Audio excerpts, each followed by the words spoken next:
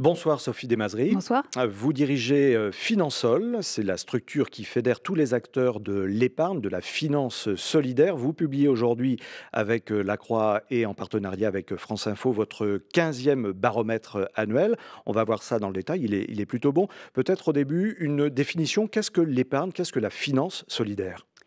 Alors la finance solidaire, c'est en fait un circuit de financement au départ duquel on trouve les épargnants solidaires, les personnes physiques. Aujourd'hui, il y a 1 million d'épargnants solidaires en France qui vont souscrire des produits d'épargne solidaire. Grâce à l'encours généré, eh bien, on va pouvoir financer des entreprises solidaires, c'est-à-dire des entreprises à forte utilité sociale ou environnementale qui vont lutter contre le chômage, qui vont lutter contre le mal logement ou encore développer des énergies renouvelables. Mais ces produits financiers, quels sont-ils?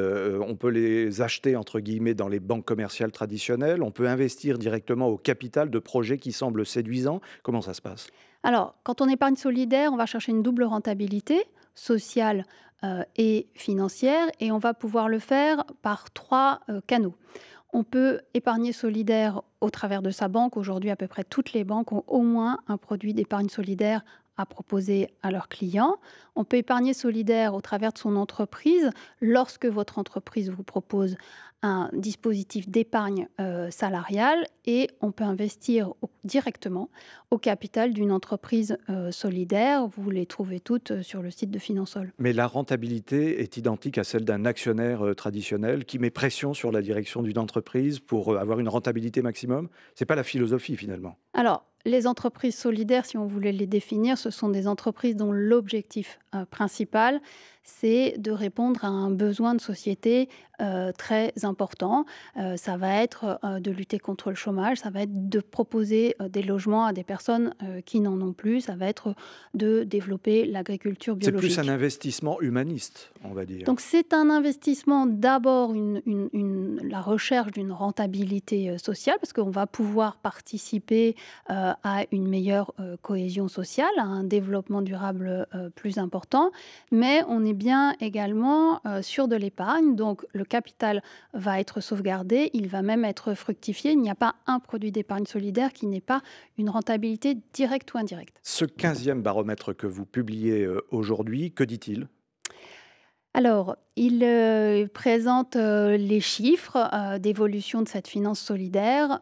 Aujourd'hui, donc à fin 2016, pratiquement 10 milliards d'euros ont été investis par les Français sur des produits d'épargne solidaire.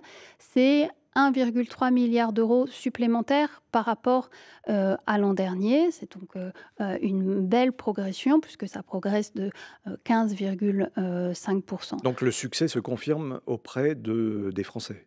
Auprès des épargnants, 1 million d'épargnants solidaires, alors qu'ils étaient 270 000 il y a une dizaine d'années. Vous parliez tout à l'heure des résultats obtenus. On peut citer des exemples, notamment peut-être en termes de création et de maintien de l'emploi. Ça, c'est très important. Bien sûr. Donc sur 2016, c'est 49 000 emplois consolidés ou créés grâce au financement solidaire. C'est par exemple une entreprise comme Lavarap, qui est un groupe d'entreprises d'insertion qui œuvre sur le champ de la performance énergétique et sur l'entretien des espaces verts, qui a été créé en 1990 dans le cadre d'une réhabilitation d'un quartier d'Aubagne, et qui aujourd'hui compte 4000 salariés, dont la très grande majorité sont des personnes en parcours d'insertion. Donc il y a aussi la possibilité pour des personnes d'être relogées. Il y a Exactement. des projets d'investissement dans l'écologie, c'est aussi important à signaler. Ouais. Alors 5500 personnes ont pu être relogées grâce à l'épargne solidaire en 2016, grâce à des associations comme Solidarité Nouvelle pour le logement, qui vont proposer des logements décents à des personnes qui bien souvent n'en ont plus. Plus de 20 000 personnes qui ont pu être fournies en énergie renouvelable. Voilà quelques chiffres d'impact de la finance solidaire. Sophie Desmazeries, on disait donc un encours global, c'est-à-dire 10 milliards Ouais. d'euros déposés sur cette épargne solidaire aujourd'hui en France. On peut toujours mieux faire, évidemment. Comment on peut transformer l'essai? Ça représente aujourd'hui combien dans le patrimoine des Français? Alors, dans le patrimoine financier des Français, il est de 4 700 milliards d'euros. Ce sont les derniers chiffres de la Banque de France. Et Parmi ce patrimoine, l'épargne solidaire ne représente que 0,2% de ce patrimoine. Donc l'objectif des acteurs de la finance solidaire, c'est qu'à moyen terme, aux alentours de 2025, on soit à 1% de ce patrimoine investi en solidaire. Donc vous voyez, c'est tout à fait atteignable et en même Mais temps grâce à ambitieux. qui vous pouvez progresser, peut-être en gagnant sur les investisseurs institutionnels? Alors, deux voies pour progresser, deux leviers. D'abord, il faut que tout produit d'épargne ait une déclinaison solidaire. C'est-à-dire que tout épargnant Mmh. puisse trouver un produit solidaire quand il souhaite épargner. Et aujourd'hui, il nous manque un produit principal, c'est le produit préféré des Français qui s'appelle l'assurance vie. La déclinaison solidaire de l'assurance vie est extrêmement limitée, donc nous souhaitons que demain, dans toute compagnie d'assurance vie, dans toute gamme d'assureurs vie, il y ait au moins un contrat d'assurance vie. Et puis, vous l'avez dit, les investisseurs institutionnels, c'est évidemment pour nous un sujet majeur. Comment on permet à des fondations, à des caisses de retraite d'investir dans des actifs Il solidaires? y a une volonté politique aussi derrière, hein, clairement, surtout dans le contexte dans lequel nous vivons aujourd'hui en France. François Hollande, lors du bicentenaire de la Caisse des dépôts et consignations, s'était engagé à développer la finance solidaire. Est-ce qu'il a tenu sa parole? Qu'est-ce que vous attendez de son successeur, Emmanuel Macron?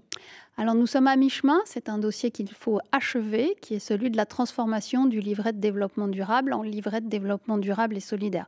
La loi a été votée en novembre 2016. Maintenant, il nous faut absolument que le décret d'application soit publié. Et donc, nous voulons évidemment travailler très rapidement à la sortie de ce décret, de telle sorte que les clients des banques puissent demain faire de leur livret de développement durable un livret de développement durable et solidaire réellement. Merci beaucoup, Sophie Desmazeries, Je vous directrice remercie. de Finansol, donc qui fédère tous ces acteurs de l'épargne, de la finance solidaire et qui publie aujourd'hui son 15e rapport annuel à retrouver grâce à France Info et le journal La Croix, partenaire de ce baromètre. Merci madame, bonsoir. Merci.